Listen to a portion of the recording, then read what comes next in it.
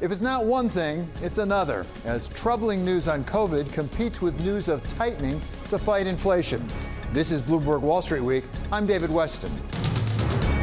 This week, special contributor Larry Summers on the Fed response to inflation that he has been asking for. I was glad to see him advocate retiring the word transitory from the inflation discussion. And Deborah Lehr of Edelman on the new paradigm for doing business in China, what you need to know as an investor.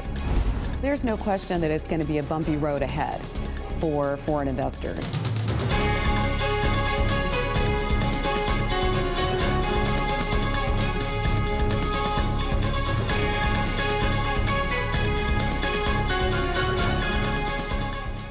I don't know whether it's a wall, but there was sure a lot of worry about this week as we came out of the weekend reeling from news of a new variant called Omicron that we weren't even sure at the beginning how to pronounce or how effective our vaccines would be in fighting it. But Dr. Anthony Fauci said the best defense, no matter what, is to get vaccinated and boosted. We know what we need to do to protect people, get vaccinated. And Pfizer CEO Albert Bourla promised that if we need another vaccine, it is just around the corner. If the virus escapes the protection of our vaccine after a booster dose, which will be very difficult, I think, but we need to check it. We have already last Friday started the process of developing a tailor-made vaccine that not only we have very high level of confidence that we will have it ready within 100 days, but we have very high level of confidence that we can manufacture it by billions if needed. And if Omicron weren't enough, we had Fed Chair Jay Powell admitting that they'd gotten it wrong, that inflation is more persistent and broader than they had anticipated, and that as a result, that schedule for cutting back bond purchases just last month may need to move up. The economy is very strong and inflationary pressures are high, and it is therefore appropriate, in my view, to consider wrapping up the taper of our asset purchases, which we actually announced at the November meeting, perhaps a few months sooner. And if all that weren't enough, on Friday, Chinese regulation of Didi hit tech hard, giving the markets one more thing to contend with. So after a Monday rebound, the S&P 500 had the worst two-day slide in over a year, leaving the index down for the week about 2%, while the Nasdaq, hit in part by that Chinese problem, fell over 2.6%. And when it comes to bonds, the Treasury 10-year yield was off almost 12 basis points, while the yield curve flattened as the two-year moved up on anticipation of that Fed rate hike. Here to make sense of this volatile week are Rebecca Paterson, Director of Investor Research at Bridgewater, and Barbara Ann Bernard, Founder, CEO, and CIO of Wincrest Capital. So welcome to both of you. Barbara Ann, let me first start out with you. As we try to sort through a really tumultuous week, what really affected the markets and what was just a feint? Well, I think the combination of the virus and the Fed is sort of the perfect storm, because on one hand, you had the Omicron virus holding back certain parts of the market, such as the reopening trade.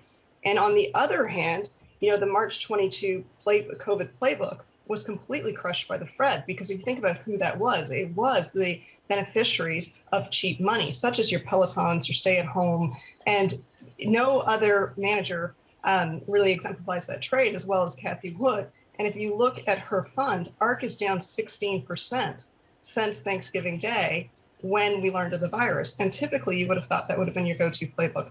So what this means is you need a new playbook this time. The Fed's change of stance is very material. So Rebecca, I'm curious about that change of stance from the Fed. Is it a change of stance in that we know that they're going to taper and that they're ultimately going to hike, or is it rather, let's improve our options? I think it's the latter, really. The Fed is trying to make sure it has optionality. It's still not sure if inflation is going to be where, quite a bit lower next year or quite a bit higher next year. But by speeding up the taper, you can address inflation expectations, make sure they don't de-anchor now. You finish the taper, and that's completely separate from tightening. So if inflation stays high, and we think the risk is that inflation could stay high, housing supply is going to take a long time to come back, labor is going to take a while to come back, energy, commodities, those supplies are going to take a while to come back. So that inflation pressure is going to last.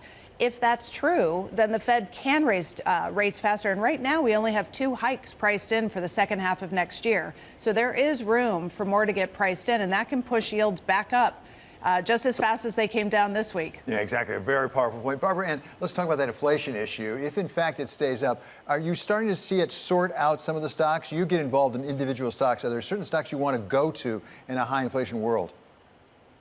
Oh, absolutely. I mean, I'm very fond of green metals, for example, and they're a beneficiary of inflation. And I think every portfolio is woefully underallocated to them. But I think, what the market's telling you right now is that the Fed might be doing a deflationary, lower growth policy mistake. The markets are expensive, whether it's a stock or a market, David.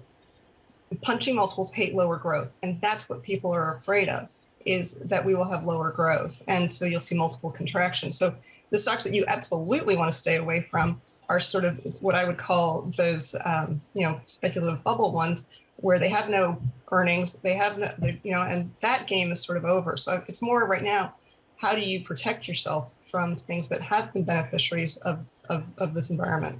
Well, let's pick up on that just for a moment, because one interesting thing at the end of the week I saw from Charlie Munger, actually, Warren Buffett's partner, is pointing out how many of the Nasdaq 100 stocks actually are below their 52-day low as opposed to above. And it's sort of a record number. It's like 588 of 3,500 or something like that. Are we seeing something like a bursting of some of the tech bubble? Well, we try to monitor for bubbles in the stock market, and based on our own calculations, there's probably about 10% of the U.S. stock market that we would consider frothy. But the bulk of it, we think, is fairly valued. And a lot of the stocks that we think are frothy are in that speculative camp, right? We also know from the U.S. that over the last decade or so, we've gotten more U.S. stocks that are very sensitive to liquidity conditions. So picking up on what Barbara was saying, to the degree the Fed is forced to tighten faster than is discounted to address inflation, you do have a section of U.S. stocks that are going to be more vulnerable to that than they would in past cycles. Same time, I'm not seeing any evidence yet that growth is slowing. This is a fear tied to the Fed, a fear tied to Omicron rather than a reality. And we think there's a good chance you're going to have a self-reinforcing cycle next year with inventories rebuilding, CapEx spending, wages going up, helping the consumer. And if that's the case, then there's going to be plenty of stocks that are going to benefit from that probably aren't that overvalued right now. So, Barbara, let's pick up on that just for a moment with the Omicron, because we started the week really pretty concerned about it. That concern seemed to wane during the course of the week. But some people were saying we might end up with the worst of both worlds, which is, on the one hand, suppressed growth because of Omicron, if it really comes back strong. At the same time, increased inflation because it may affect, for example, supply chains. I think that's right. And I think this is where we need to be very clear. There's more than one source of inflation. It's not all monetary, right? Supply chains are a source of inflation, and the virus could exacerbate that due to lockdowns and travel restrictions. If you look at energy, we have an energy crisis in Europe and China. Last month, the PPI in China was up 13.5% on the back of higher energy. The PPI becomes the CPI. And if you think about the cost of energy, that's nature's discount rate, and it impacts every industry. So I think energy is a real source of inflation. Then you look at food prices. They're up 30% year on year, in part because the price of ammonia has gone from $100 a ton to $1,000 a ton in a year. So, and then you look at shipping costs. We all know the price of a container was $2,500 pre-pandemic. It's $25,000 today. And lastly, nearshoring. We've gone from just in time to just in case. McKinsey put out this report, and it said 92% of their clients had invested in nearshoring to bolster the resiliency of their company. And you just have to look at someone like Ford and GM, who are doing deals with chip suppliers to manufacture domestically. That is inflationary. So if you think about one of the sources of deflation for the last 25 years has been China. And if they are no longer going to be a source of deflation, this is a radically different, this is inflation due to structural issues. And this is something the Fed can't fix. So I think inflation is here to stay for longer. And call me crazy, but it might not be the worst thing in the world, because you can inflate your way out of debt. And what COVID did was it took our debt to GDP up to 125%. And it's never been higher than that, not even during World War II. And one way to delever is to inflate your way out of it. So I love that the Fed dropped the word transitory. I'm just waiting for them to say it's necessary. Well, this is a favorite topic, I think, at Bridgewater, actually. You inflate your way out of debt by deflating the value of the currency is really what that does, right? It discounts the currency. Is that a good way out of this? Well, if you have to choose between a deflationary depression and modest inflation, both of them have costs and benefits, but the cost of inflating your way out is going to be spread a lot more evenly across different cohorts than a deflationary depression. So if I had to pick one, I would completely agree. Setting inflation at a higher level is probably going to be a much less painful way to deal with our debt. Let me ask you one last question here before we go to the break, and that is, you mentioned liquidity. The cost of capital for a lot of companies has been approaching zero for a long time. Has that really saved a lot of companies or promoted companies that otherwise would have to make some tough decisions? Yeah, I think that, look, it's important to remember tapering is not tightening, right? So if we're tapering, we're still adding liquidity to the system, just at a slower rate. So liquidity conditions are starting to normalize, but we're not tightening that quickly yet. That could change next year if inflation stays high, and I'm sympathetic to the points Barbara was making. But I do think that what COVID did is it released this coordinated fiscal and monetary stimulus, the biggest stimulus we've seen outside of wartime in modern history. And it's meant that balance sheets for companies and households are much, much stronger. And so, yes, there is some risk as liquidity conditions tighten and cost of capital goes up. But the starting point for companies and households is extremely strong right now. So that could help prolong this cycle for longer. Okay, I'm delighted to say Barbara Ann Bernard of Wincrest Capital and Rebecca Paterson of Bridgewater will be staying with us as we turn our attention from what happened this week to the longer view and what investors should be thinking about for the year and beyond. That's next on Wall Street Week on Bloomberg.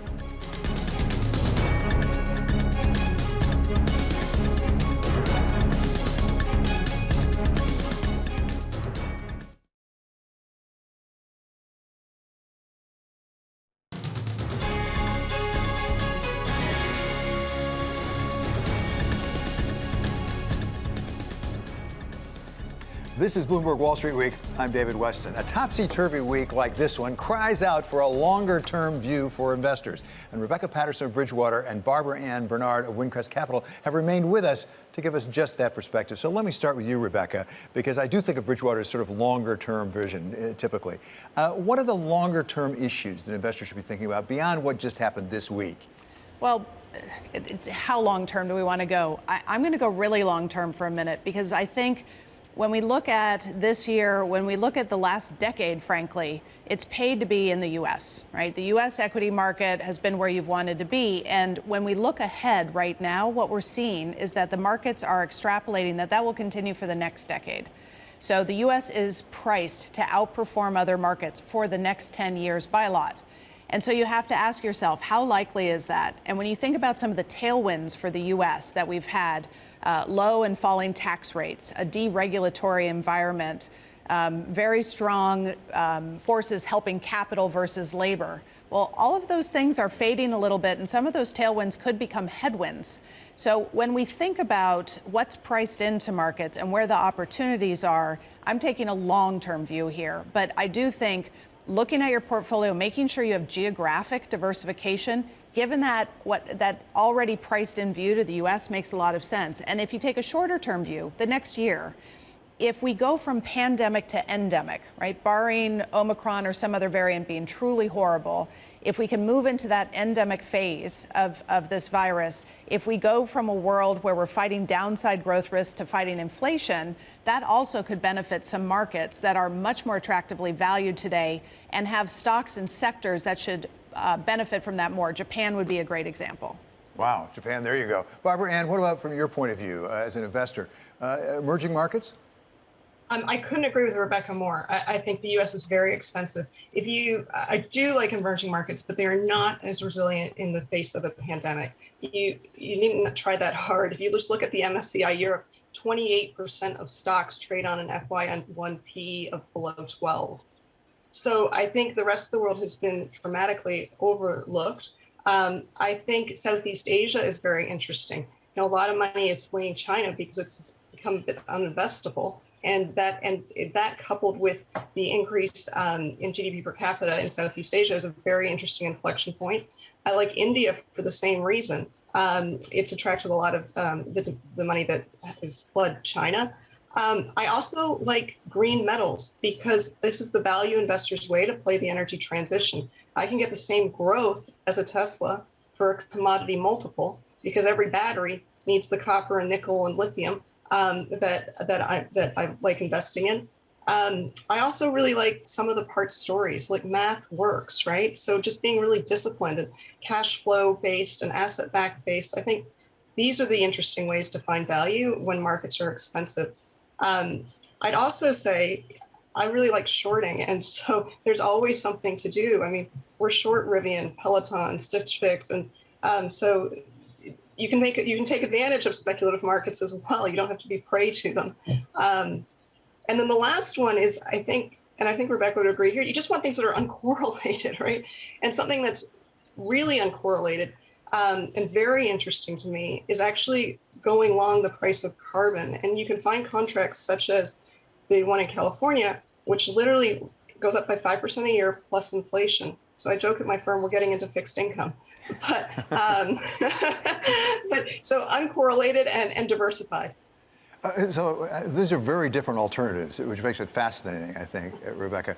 But talk about growth, because when I think about Europe and I think about Southeast Asia or India, I think of two very different growth patterns in all likelihood over the next 3, 5, 10 years. Mm-hmm. Well, Europe is actually at an amazing inflection point right now. So we're getting the new German government led by Olaf Scholz, and the coalition government, I wouldn't say they're going to be fiscally loose. That would be a bridge too far. But I think you're going to see more fiscal flexibility out of Germany than we've seen in decades. They're also reviewing the Growth and Stability Pact. And for people who don't follow this day to day, it's really the austerity straitjacket that's limited European growth since the EMU started in 1999. Depending on how those talks end up, and with this new German government, I actually think the odds are greater today than they've been in many, many years that you see relatively more fiscal stimulus continuing in Europe. And that plus a European central bank that's staying pretty dovish. They want to get inflation up too, because it's been anchored so low for so long. So if you have stimulative monetary policy, less of a fiscal straitjacket, this could be a moment. 2022 could be a moment for Europe that valuation priced in is proven wrong and resets higher. I think that's one region of the world I'm watching very closely. Wow, Europe and Japan, both those are two different sort of calls. So Barbara, and let me ask you a somewhat different question, and that's about leverage. Because if in fact we get into a pattern of raising rates, we've got a lot more leverage on balance sheets of corporations, in part because the rates have been so low. If they start moving up, it could really put pressure on some companies. Absolutely. You don't want to go anywhere near the zombie companies. My favorite company is the beautiful LBO Target. I don't like leverage. It's a risk you don't have to take. You want great balance sheets, great businesses, high ROEs, and alignment of interest with the management running them. It's fascinating. So if you were advising the Fed right now, how would you advise them to handle this, to have a soft landing over the next 12 to 18 months? Well, you just said the magic words, 12 to 18 months. So what the Fed does today feeds through the economy with a 1 or 1.5 year lag. And so I have a lot of empathy for the Fed right now. They have to try to thread this needle, keep inflation expectations anchored, but reset inflation at their new framework level, and make sure they don't undermine the economy. So they have to try to really get it Goldilocks, tightening enough, but not too much that it undermines the recovery 1.5, 2 years down the road. I think we are going to see the faster tapering. I think Powell's been trying to signal that pretty clearly for the December 15th meeting. And from there, it's going to depend on inflation. Again, we think inflation is going to be higher than what's still discounted in the market. And that's going to lead the Fed to have to tighten more than what's discounted as well. So I think not knowing how much of each you get, you want to make sure your portfolio has assets that will benefit from higher inflation, commodities, some of those companies that can pass on higher prices to end users, and you want to be positioned for rising yields. I think if you have both of those trades on in your portfolio, you're covered for whatever the Fed's going to bring us. We'll talk about diversification, Barbara, and you've talked about green metals a couple of times now here. How do you sort out the wheat from the chaff, if I can put it that way? Because not all of those new speculative technologies are going to work. So I think you're trying too hard if you go on the technologies. I really like the commodity producing companies, and even greater than that, I like the net carbon neutral producing copper, lithium, nickel mines. And I own all three in my portfolio, the first ever copper, carbon neutral, carbon, lithium, and nickel mines. Two of them are in Canada, one of them's in Germany. But for various reasons, governments, here's the other thing, Dave, governments need to raise revenue. I think carbon taxes are something that we're going to see a lot more of. And carbon taxes are quite interesting because they incentivize socially responsible behavior. And they also incentivize companies to use their CapEx to decarbonize their businesses so that they don't ever have to pay that carbon liability, that tax. And so these are, to me, are the really innovative thought leaders in ESG. And they're the ones that are really positioned to win on multiple fronts, be it from a lower cost of capital, be it from green bonds, be it from higher operating leverage, and just really doing well in this energy transition, which is a globally synchronized initiative. And these are the tidal waves that you want at your back in this kind of environment. It's been really great having you both here. Rebecca Paterson of Bridgewater and Barbara Ann Bernard of Wincrest Capital, taking a look at this week, but also out a ways for the investor about how to invest prudently in this tumultuous world. Coming up, we take a look at the week ahead on global Wall Street. This is Wall Street Week on Bloomberg.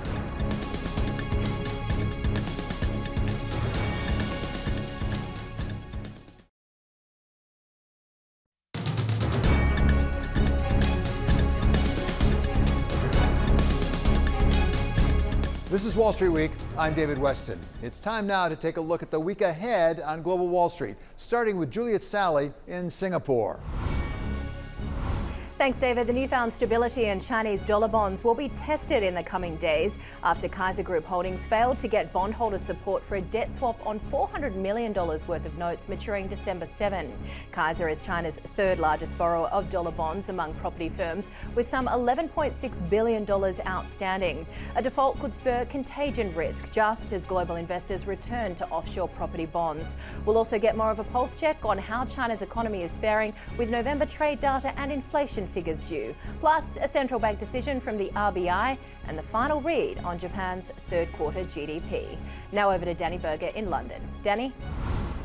Thanks, Juliet. Well, here in Europe, the week kicks off with the Eurogroup finance ministers meeting in Brussels. They meet amid rising energy costs as well as more COVID cases and the new variant. We'll also monitor whether or not more restrictions in Europe are put in place due to the coronavirus. We already have Greece mandating that those over 60 get vaccinated, and Germany placing more restrictions on the unvaccinated. Speaking of Germany, on Wednesday, Olaf Scholz is set to be sworn in as the new chancellor, replacing Angela Merkel, the first new chancellor in 16 years. And then rounding out the week, Daimler's truck unit is set to start trading in Germany. Now over to Romain Bostic in New York.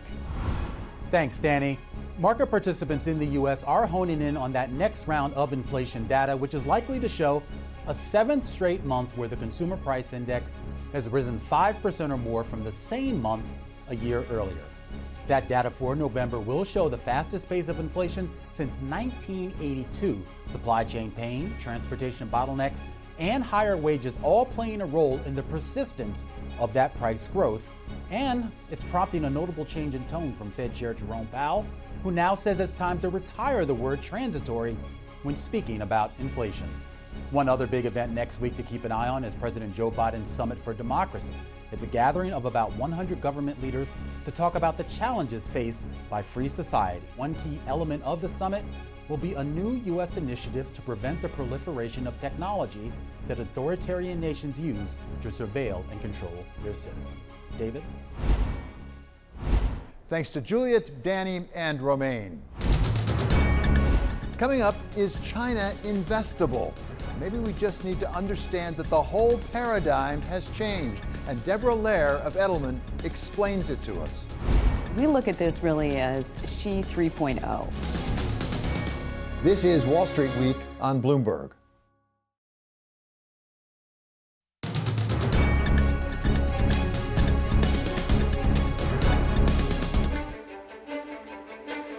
Meituan, Tencent, Didi, ByteDance. Chinese tech giants hit with fines and regulations seemingly out of the blue. The biggest Chinese regulatory crackdown we've seen. That's according to Jonathan Garner of Morgan Stanley. We think it's going to reshape the landscape for China equities really quite profoundly.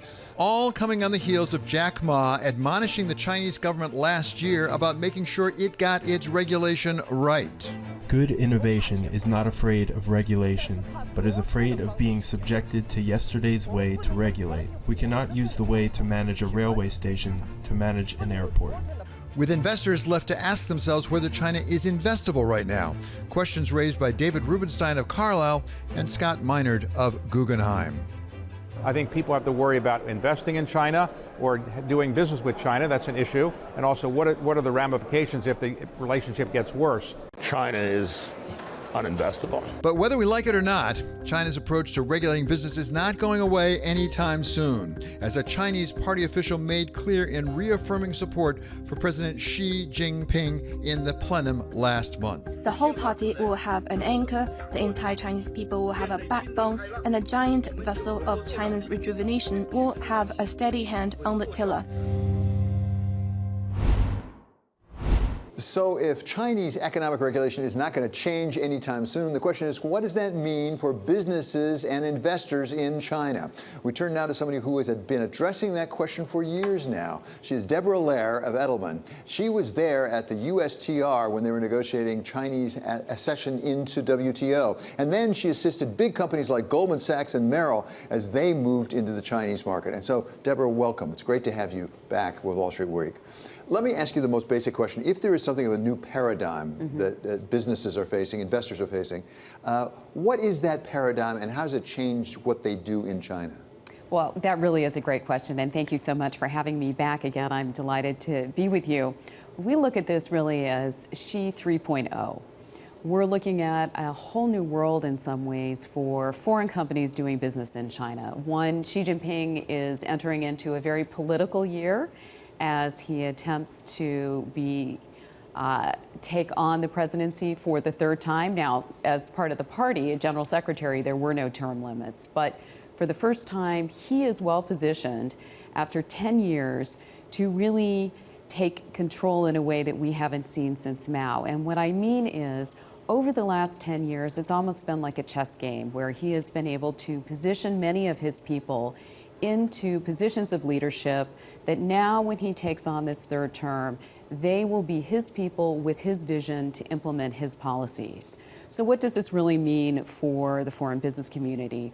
One, the Chinese have been very clear that they want to continue to open to foreign firms, but they're going to do it in their own way. It's not going to be across every sector, but there still will be huge opportunity.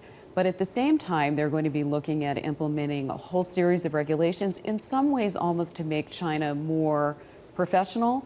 It's been a little bit of the Wild West as we've seen the growth of large firms like Alibaba and Tencent and Meituan and others. They're looking to break down that monopoly power, in part because of concerns about clearly the threat to the party, but also because over 95% of China's businesses are small and medium-sized enterprises, and they're responsible for 60% of China's growth. So in order to allow those companies to flourish, they need to introduce some new policies. But a lot of the policies that we're starting to see, whether it's anti-monopoly, whether it's rules around data, whether it's rules on tech, are perhaps trending in the direction that countries in the West might be looking at, but with a Communist Party spirit to them. So for the investor, for the U.S. business going over there, is there a predictability to it? Because sometimes it feels like it just comes out of the blue, particularly some of the regulation we've seen in the big tech sector, some other places as well, private tutoring. Or is it more predictable than we think? If you step back and look at the areas of Xi Jinping's priorities, one, to eliminate financial risk, two, to address poverty alleviation, and three, to focus on climate change. In that big picture, some of these steps are predictable, just in the way that they've implemented has come as a surprise.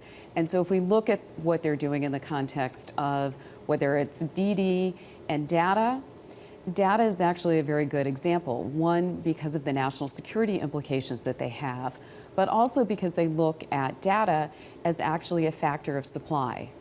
And so as they're looking to transition the economy, in part focusing on rising consumer demand, But also they have considered, in many sense, that data was a free good that now there has to be a price on and there has to be some control over.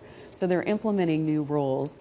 And it was interesting to see that it was actually the Internet Authority that was the first in to do the investigations around Didi. It wasn't the financial authorities. And the restrictions that have come out as a result of further IPO listings are coming from the internet and the concerns over data and foreigners' access to data in China.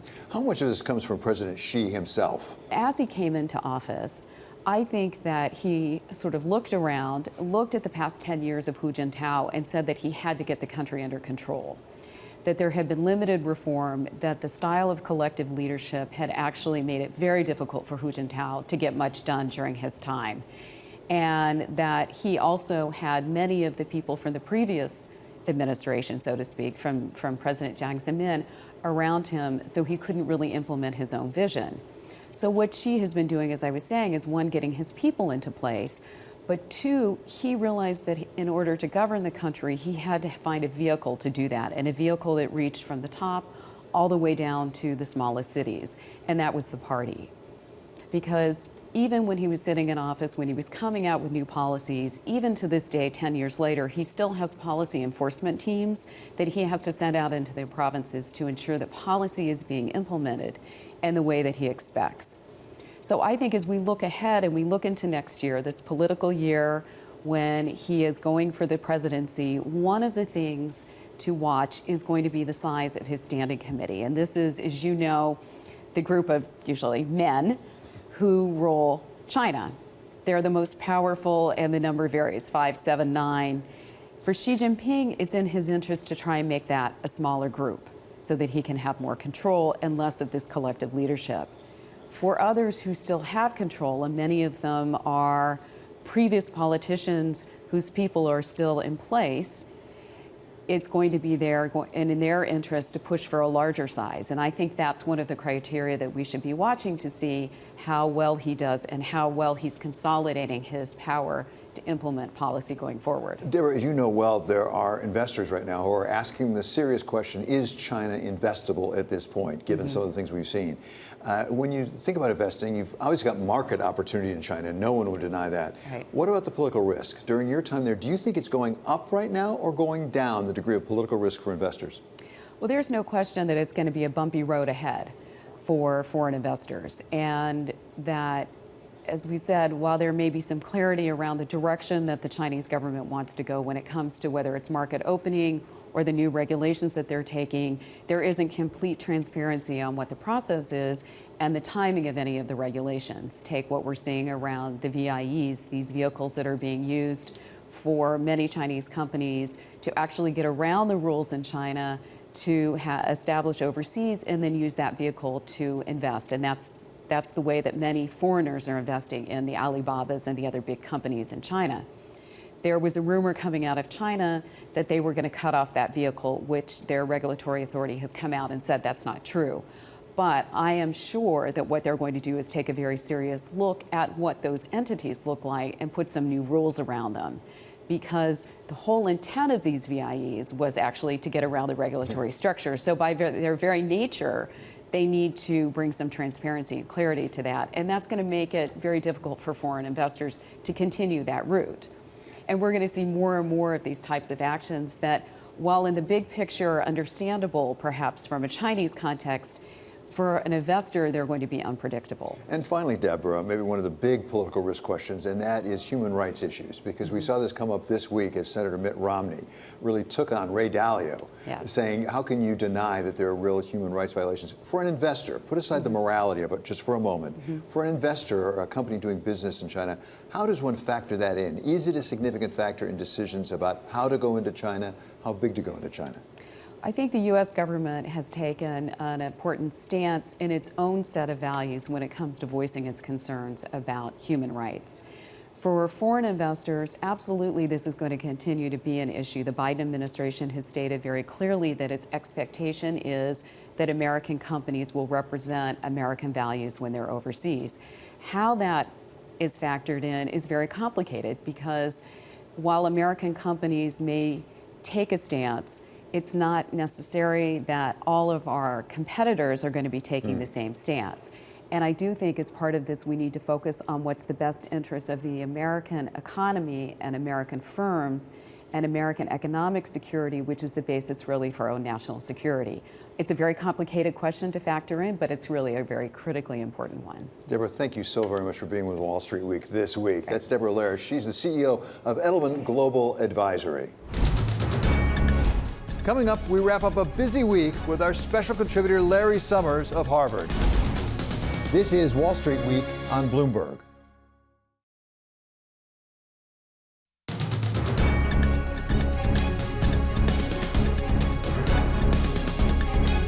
This is Wall Street Week. I'm David Weston, and we conclude our week once again with our very special contributor here on Wall Street Week. He is Larry Summers of Harvard. So, Larry, welcome back. Let's start with the jobs numbers that came out at the very end of the week. I saw person after person say they're just perplexing because it really missed on the headline number, but there was some good numbers below that. The participation rate was up. The unemployment rate was down. How do you as an economist interpret these numbers?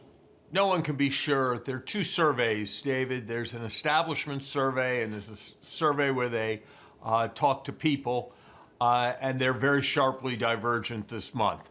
The establishment survey looks weak. The people survey looks super strong. If you take the average of them, which I think is a reasonable procedure for 1 month, you get an overall pretty strong number. So I read this as strong. I think the single most important number in the thing is that the unemployment rate is way down on rising labor force participation. That is, the unemployment rate is down and job creation is even stronger than suggested by the unemployment rate.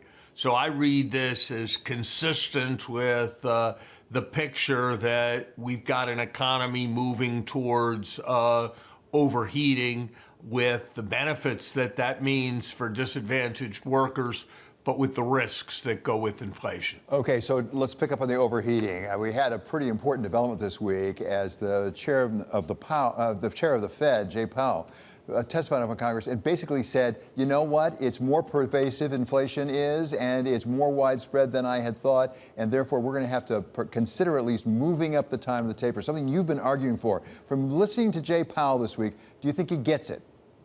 I was glad to see his testimony. I was glad to see him advocate retiring the word transitory from the inflation discussion. I wish it wasn't necessary, but given reality, I'm glad about what the chairman is saying.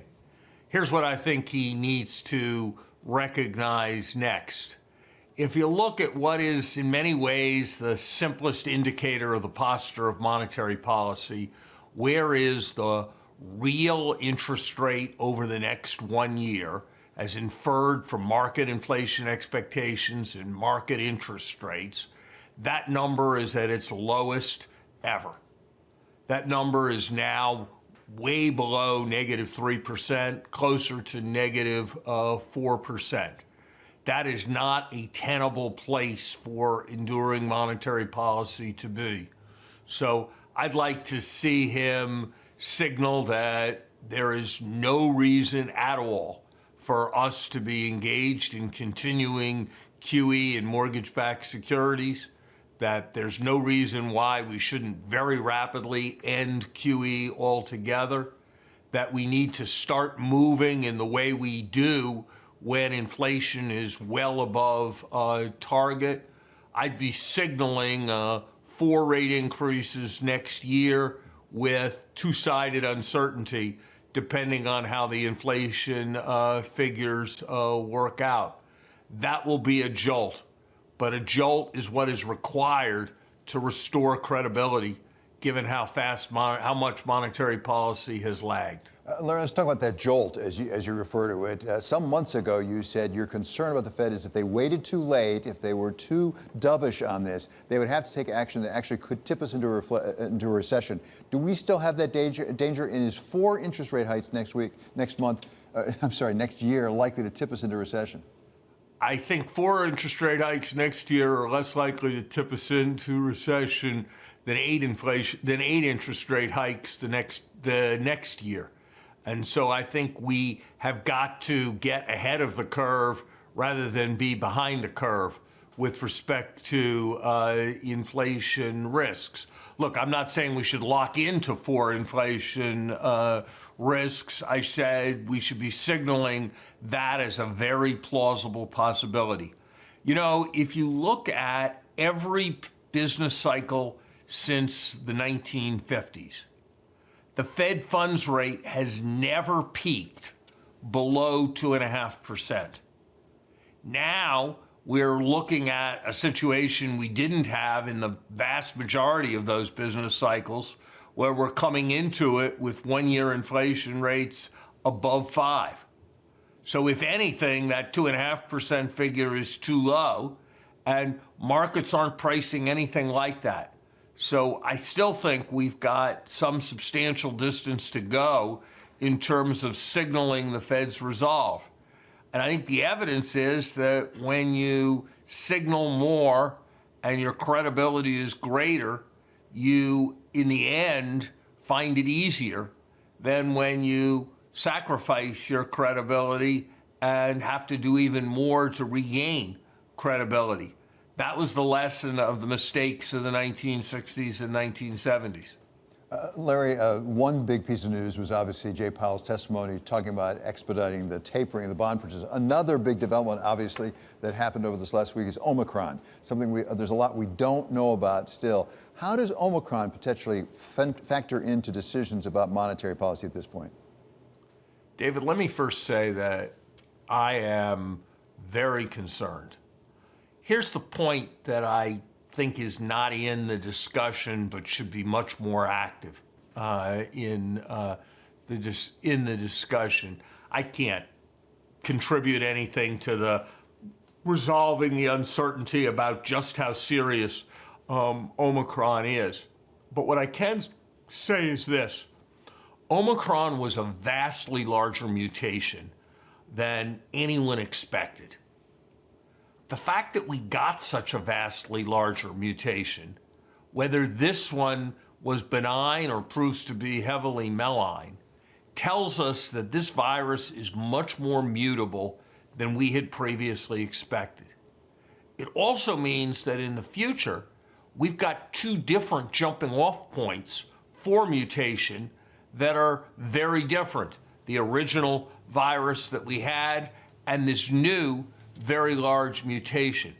And so the prospect for mutation going forward that is damaging is far greater than we thought about or could have imagined as likely 3 weeks ago. And for that reason, I think we need all to just up our thinking around Omicron.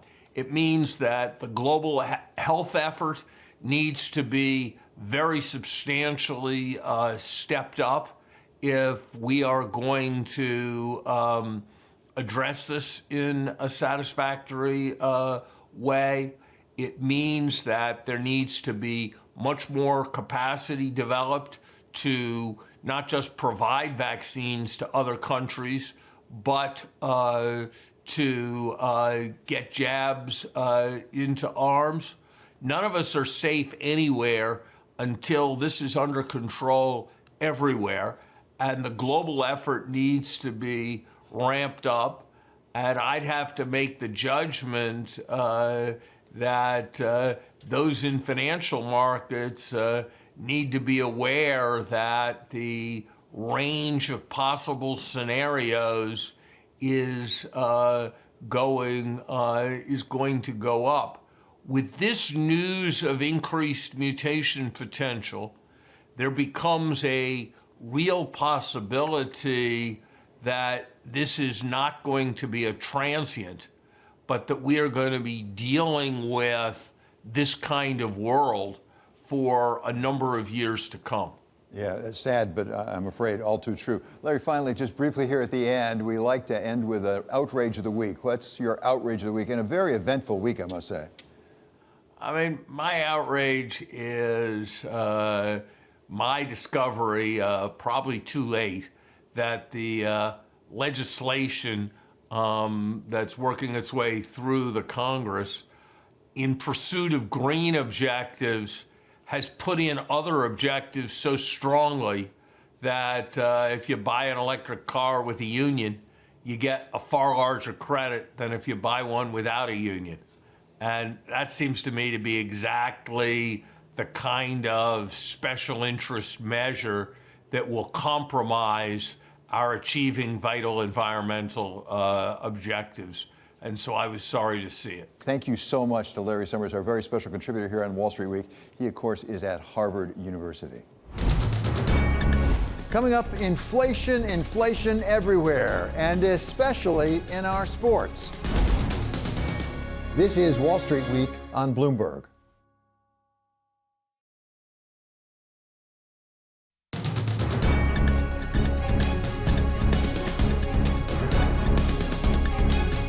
Finally, one more thought. Inflation hits the big time. Well, Fed Chair Jay Powell made it official this week. Even he's getting concerned now about inflation. The threat of persistently higher inflation has grown. The test that we've articulated, I think, clearly has been met now. Inflation has run well above 2% for long enough. The word transitory has different meanings to different people. It's probably a good time to retire that word and try to explain more clearly what we mean. You've seen our policy adapt, and you'll see it continue to adapt. You know, we will use our tools to make sure that higher inflation does not become entrenched. The economy is very strong and inflationary pressures are high, and it is therefore appropriate, in my view, to consider wrapping up the taper of our asset purchases, which we actually announced at the November meeting, perhaps a few months sooner. And if Mr. Powell needed any confirmation that we are seeing our prices skyrocket, he need look no further than American sports. We knew we were in for it when Stephen Cohen bought the New York Mets and pledged to do whatever it takes to win. We're going to strengthen our farm system, keep our players healthy, and use the best analytics. We're going to build a process that produces great teams year in and year out. You build champions, you don't buy them. But this week, Mr. Cohen was buying instead of building, ponying up $130 million over 3 years for the great pitcher Max Scherzer, a great pitcher who just happens to be 37 years old. And others, like Michael Reese of Owl Capital, agree with Steve Cohen that it's really like any other kind of investing. We see real upside in sports investing, and we're taking the same DNA and applying it to a different industry. But if you think it's only professional sports that are seeing this kind of runaway inflation, you should think again. Take the case of Notre Dame football coach Brian Kelly, who said it would take a fairy godmother with a $250 million check to get him to leave, but who left for a mere $100 million over 10 years offered by LSU instead of that fairy godmother. Or even better, the Oklahoma head coach Lincoln Riley, who moved on to USC, saying he did it because of the support he felt there. As a football coach, to have that support behind you from some of the most influential people in this university, from your bosses, from people that are going to make big decisions, it said everything that I needed to hear. The kind of support that will pay Coach Riley $110 million, give him a $6 million house, and, get this, unlimited use of a private jet for him and his family. Good luck to Jay Powell if he thinks he can tame that sort of inflation. That does it for this episode of Wall Street Week. I'm David Weston, and this is Bloomberg. See you next week.